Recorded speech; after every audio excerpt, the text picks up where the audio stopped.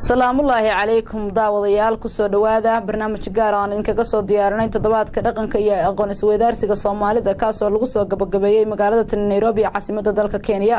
barnaamijkan ayaa socday sanadkii 3 waxaana lagu soo bandhigay dhaqamada Soomaalida kala gadisan sida aqal Soomaaliga oo inta badan ay isticmaalaan Soomaalida reer guuraaga ah iyo farshaxano kale oo aad u qurux badan kuwaas oo soo jiitay dadkii ka soo qayb galay munaasabad sidoo kale waxa lagu soo bandhigay ciyaar dhaqameed kala duwan iyo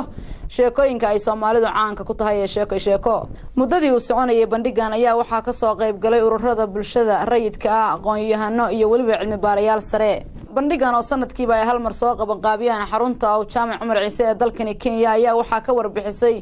muhiimadda uu leeyahay Firdawso Jaamac oo kamid ah maamulayaasha xaruntaasi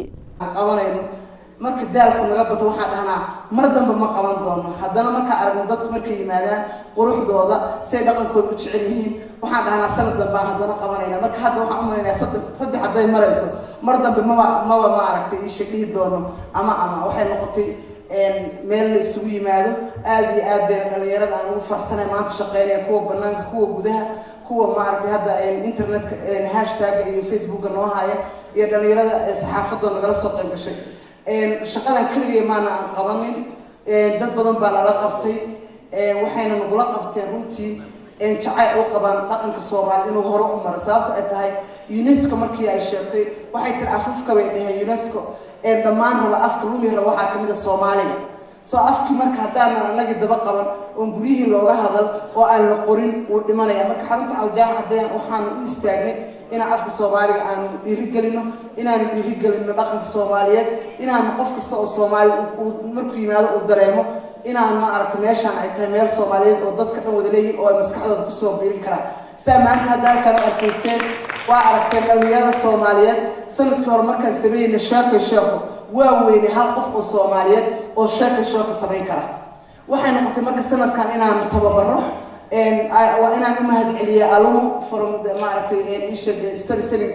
heerka gabadha oo ah 8 usbuuc hadda soo tababaraysa dhalinyarada hadda sanadkan dhalinyarada Soomaaliyeed waxay ku hadli doontaa afka Soomaaliga sheeko ku sheegaysa mar walba meelaha xafladooda Soomaalidu leedahay tagi doono oo waxaan soo celinaynaa dhaqankii ahaa ardaaga imo sababtoo ah markaan xasuusto waagi aniga Soomaaliga ku koriyay aabahay habeen walba ku shaqada uu ka soo tago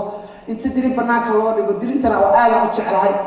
joogana uma baahnayn dirin baa banaanka loo dhigi jiray markaas sheeko loo sheegi jiray markaas wadankana sax u si jeclaaday sheekadii ayuu wadanka lagu jeclaysiin jiray diinta lagu jeclaysiin jiray dhaqanka lagu jeclaysiin jiray marka waxaan ka codsanayaa qof walba inaan dhaqanka shaqadii aan naga baatay kulliga internet baa haysanaa gacanta waxaan ku haysanaa telefoon inaan u bedelo inaynu isla hadalno oo isla dhaqanno oo maaragtay waxaan aniga aad iyo aad ugu mahad celinayaa oo maaragtay mar walba aan u mahad celinayaa dadka nala shaqeynaya sidoo kalena hooyo Sahar oo kamid ah dumarka kaydiya hidaha Soomaalida ayaa iyaduna sharaxaad ka bixisay farshaxan qurux badan oo halkaas aynu ku aragnay waxa la yiraahdaa Sahra Xartan Xuseen hidadii iyo dhaqankii baanu idin wadnaa kuwani waa xariyihi muqmadaasa lagu ridaa dabcan halkan waxa yaalo hilibka loo yaqaan luqmada ama oodkaca oo kamid ah cuntada isla markaas la kaydiyo ayadan u baahnayn in qaboojiye la galiyo in meelo gooniye la galiyo oo hadba weelka lagu shubo ayadoo sida nadiif loogu imaado maama xageed ka keentay hilibkan waa soo jaray hooyaana soo jaray suuqii baan ka soo hilibka xoolahan ka jaraayo fujaanadaan ku shubaayo arashadaan u jaraayo xalfadahan oo kale aan u jaraayo dee waa kaa dabcan hilibkan oodkaca waxaa lagu shubaa halkan miya timir baan ku afsaaraa waraaqa kale lagu afsaaraa dee waa hooyooyinkii waa kaasoo xeryaha aroosyada iyo gaafafkaanu ku furnaa hadda halkan shalayto aroos baanu ku samaynay muqmadan iyo waxaan u keennay waa kaas halkan waxaa ka muuqda geed ay Soomaalidu inta badan isticmaasho baalkan waxaan rabaa bal magaciisa noo sheegtid hooyo waxaanu ka dhignaa waa iska farshaxantiyo mar boorsooyin baanu ka dhignaa mar raradaasanu ka dhignaa mar guryahaanu ku sharaxanaa aqal Soomaaligaas oo kale aanu ka shabahnaa asna halkan sidoo kale waxaa ka muuqda bahal farshaxan qurux badan oo si qurux badan loo sameeyey laga soo shaqeeyey kala duwan leh waxaan rabnaa bal hooyo kuwaan magacooda inaad noo sheegtid hooyooyinkii hore isku joogiyay dhihi jireen aqal soomaaligaasoo kalea lagu dhisi jiray ma garatay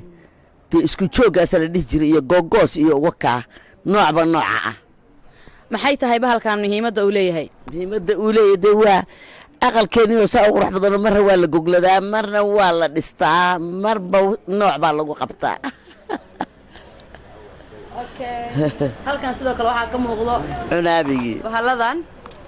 dee hooye waa cunaabigaygii oo aad u wada jeedaan maxaa isna muhiimadda uu leeyahay mase waxa uu qabto mase qaabka loogu labisto waa mid see ah hooye waa ku labistaayo dee waa cunaabigeeniyo fanaaniintu waa ku heestaayo waxay yidhaahdaan hadduu caawa igu yidhi badda cagaha geliyo soo xidho cunaabiga caraf waa halkiisi dabcan mar gaara miyaa lagu labistaa mase waxa waaye dadka iyo shoogan oo kalea lagu labistaa mar gaaraa lagu labistaa mar walba laguma labisto ma noo sheegi kartaa dharka loo xirto dharka cadcada hadda gabadhaasu sidato soo maaragtay gabadhaasaa duubasho wacan leh markaasaa cunaabiga iyo subeeciyadda iyo saddexqaydda cad waxaasaa loo xirtaa iyadoo oo qof waliba uu cabirayay dareenkiisa ku aadan markaasi ayaa sidoo kalena cabdiqafaar oo ka mid ah marti sharaftii ka soo qayb gashay munaasabadda waxaa hadalladiisa ka mid ahaa السلام عليكم ورحمة الله وبركاته مقعي وحالي أنا عبد الغفار شيخ عادل شيخ عبد الله وحاad ugu faraxsanahay maanta inaan ka soo qayb galo maalinta hidaaya dhaqanka Soomaalida magaalada Nairobi ka dhacay wiig buu socday laakiin maanta waxaan ku soo qaadanay sidii Soomaaliya dhaqaalaheeda ugu xirmi lahaa gobolada deriska la ah waxaan isla garanayaa ama aan ku hadal qaadnay Soomaaliya inay yihiin dad ku fiican beec mushtariga dad ku fiican kobcinta dhaqaalaha marka waxaa fursad fiican u noqonaysa Soomaaliya haddii ay gobolada deriska ah xiriir fiican oo dhaqaalaha la yeelato in ay horumar ka gaari doonaan waxaan kaloo ku faraxsanahay maanta dad badan oo isugu yimid iyo hidaha dhaqanka Soomaaliya la soo bandhigay meeshan taas waxay cadeynaysaa Soomaalida dhaqankeeda inuu meel kasto uu gaaro ay muhiimad tahay dadka dhalinyarada ahna ee dhaqanka Soomaalida ay ku noqdaan dhinaca dhaqaalahana waxaa muuqata Soomaaliya inay qayb libax ka qaadan karto inay ka qaadan doonto dhaqaalaha gobolka oo hadda waxaa noo muuqato Soomaaliya in dadka Soomaalida ah ay wadamada deriska oo dhan ay qayb libax ama muhiim ka yihiin xagga dhaqaalaha iyo beec mushtariga marka waxaa hadda ku sificnaan doonta haddii wadanka Soomaaliya uu hagaago oo Soomaalida dhaqaalaheedu uu ku xirmo dadka walaalahooda ee deriska la ah inay Soomaaliya wax weyn qabsan doonto haddii la hidmo bismillaahi raxmaani raxiim magacaygu waa Dalmar Caagane Xaaji Shafad maanta waxaa ku suganahay goobta lagu dhigayo dhaqanka Soomaaliyeed sanadla ah oo sanadkii saddexaad ah in Nairobi lagu qabto run ahaantii shalay baa igu horeysay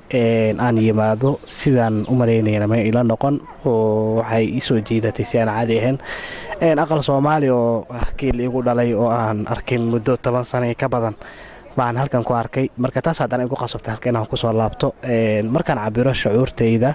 wallahi aadan u faraxsanahay waxaana ku soo toostay iyadoo aysan maxaa dhihi jiray shaqo aan lahayn waxaan hubaa haddii xitaa shaqo aan lahaan lahaa inaan ka soo fasax qaadan lahaa si aan macnaha ogala qayb galo dhalinta hooyooyinka iyo maxaa dhihi jiray dadka hor maxaa dhihi jiray xilligii Soomaaliya nabadda ahayd iyo dhaqankeedii iyo waxyaabahaas dhan la socdo si aan oga maxaa dhihi jiray wax badan oga faa'iido run ahaantii sidoo kale waxaad aragteen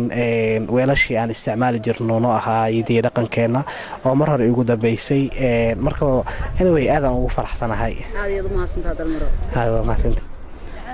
waxaan meeshaan u imid maanteeto inaan